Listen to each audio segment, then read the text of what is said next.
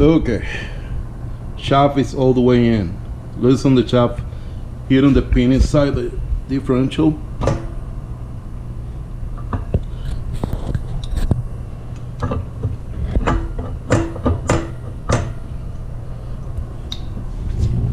Now see the shaft still need to go in.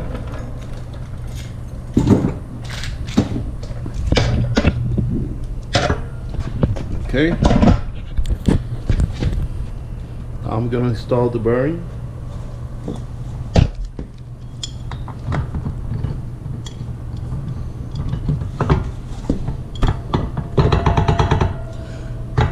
Bearing is all the way in. You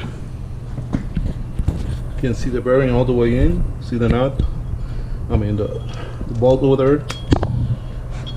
And look the space.